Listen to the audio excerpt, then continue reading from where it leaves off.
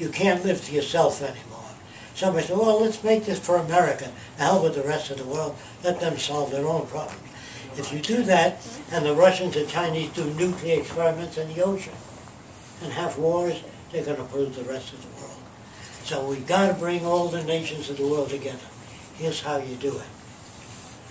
All right, now, these are things I'm sure you guys don't know about. There used to be a place called Ellis Island where people would come to America. We wanted all kinds of people to come because there's opportunities. And we needed people to work. And the Arabs came with their 10 wives and 15 wives. The guy says, you can only bring one wife. He says, why? Where he come from, everybody has a lot of wives. I said, well, in America we have one wife. He said, you have one wife and you don't even get along. We have 10 wives, they all get along with each other. So they argue, you know, and there's no right or wrong way. There's no right or wrong. All that's bullshit. Depends on the culture you're coming from. See, so we base our decision-making upon a global survey. Then we break down the differences in nations, not by attacking their religion or their social customs. What you do is you talk about things we all have in common. All nations need clean air, clean water, arable land, and a relevant education. Relevant education means no business courses, no courses in professions that are parasitic, that don't do anything for people. Okay? They know how to farm, they know how to operate farm equipment, or design automated equipment to do that. Is that clear? So that's the kind of professions you have in the future. Professions that make the world a better place. There's no professions to take advantage of your position. There's no gambling casinos, no need for them. Now, most millionaires that I've met were very stupid people. They know investment banking, they know money systems, but they don't know how to live.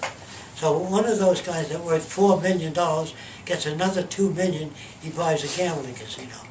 He doesn't have to have any more money. He can live any way he wants to with $4 million, or $10 million, or $2 billion. What do you need that kind of money for? You think a guy like, the guy that made his money, Bill Gates, you think that he has a way of thinking? No, he doesn't. He'll build a big house with a lot of rooms, with a lot of guests in a swimming pool. But he doesn't know what to do with his life. Because you don't learn in school how to relate to people, how to get along, how to find meaning in your own life, and select a direction. All the things that are absolutely necessary you don't get in school, and your parents don't teach you, because they don't know. So I'm saying there is other ways of doing things, and it would take us about 10 years to change the surface of the earth to what you would call paradise. And when I say the middle class live better than kings, everyone will live better than Bill Gates. You have no idea of what the future will generate. It will generate smart interiors, furniture that you sit on, that memorizes your body contours and adjusts to it. You'll have so many different things. Your computer puts you in touch with the world. 10 years ago, or say 11 years ago, what your laptop does would cost $10 million. Did you know? How many of you knew that? So your laptop is getting smarter, broader, wider, smaller, faster, and that's happening in all technology. So when I say the future will live better than Bill Gates, this is what I'm talking about. All you have to do is say to your oven, bacon and eggs, Chef Milani style. Got it. Now, the waitress said to me, will I be a waitress in your system? I don't mind, she said. I said, no, not at all. It's not my system. It's a system. The minute you sit at a table, the menu lights up. You understand that? It's not visible until you sit there. Then it scans you. Why does it scan you? You wear a ring or it tells you who you are. And if you're diabetic, it adjusts the food that comes up in the middle of the table to you. Do you understand what I'm saying? Doesn't have to, how long have you had that, are you on treatment, all that. Hospitals will be very different design. Right now they're designed by architects. In the future they'll be designed by social engineers. They say, what's a hospital for?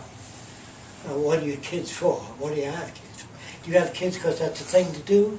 Everybody has kids. You get married, you have kids. It's the result of fucking. People don't have sex to have kids. They mostly have sex, the kids result from it.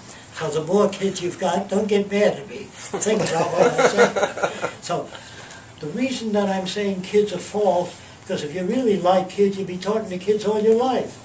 You spend time with kids because they're boring as shit. They have nothing new to say. The kid can say, lie.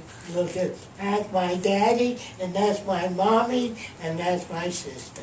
They can't say anything interesting. You say, oh, how cute. See? All that bullshit conversation will disappear because your options become thousands of different things you can do. You wouldn't want to wipe a baby's ass. You want a baby's ass wiping machine. and so people, if you ask people what they want, you know, if you go to an impoverished area of blacks, say, you say, what do you want? You have anything you want. He says, well, I'd like me a pool table. Because they don't even dream outside of the area they live in. And people think within their culture. If you ask an Indian, say Seminole Indian, what do you want? He says, I'd like a nice thatched hut on a reservation. He's not going to say clear water systems, arable land, nutritious food. He can't say that because he doesn't have that in his background. That's what I mean by people cannot exceed their environment. Now, how about some questions or disagreements or areas that you have problems with? Yes? Okay, people all the time talk about how to get there. From my perspective, we want to make this at the root or at the radical, I think the question has to do with decision. I won't say governance, I won't say politics. I'm going to try to answer that. And if I failed, you have to let me know. So you didn't answer it. Okay. Okay. First of all, the system has to collapse. That puts people in, hey, what happened to my job? I can't get another job. You have to put them in a condition where they look for other things. Right now, they don't give a shit. All they give a shit about their personal lives. Most lives in monetary systems are self-centered. Do you understand that? What's in it for me? Okay. When they lose their jobs and can't get another job, and the Obama group is not able to solve the problem, and England begins to collapse, and France, and all the other countries, then they say, what else is there? Well, there's communism. Well, that didn't work. It became corrupt. So they will try different systems.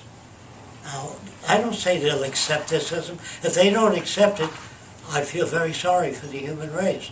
See, I'm on my way out. But most people have a long life to go.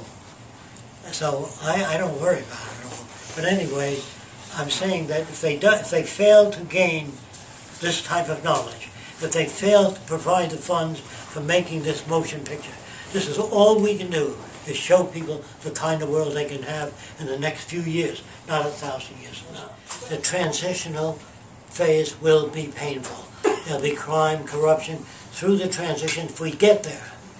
If the transition occurs, we start building a new city, we will have an open system in it, where we invite people from all over the world to live as guests in the city, see if they like it, then build 3 in Russia, 3 in China, 10 in France, and on and on until we merge. We can't, Wednesday morning, declare the earth common heritage. You can't do that. I have nothing to do with that. I only have to deal with people that are fucked up, governments that are corrupt. That's where we're at now. To get there, you have to go through the painful transition. And the decision makers will not be what you call decision makers. Let me tell you about it.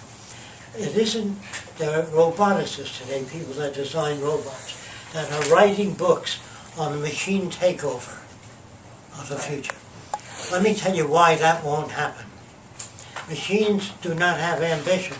They don't give a shit, they don't care about it. If you work your computer Saturday, Sunday, Monday in front of 10 other computers, it doesn't say, hey, you got to give that computer some time off. They don't give a shit. Right, so your computer, they don't also say, if it isn't this month, we'll get you next month, but we'll get you. They don't care.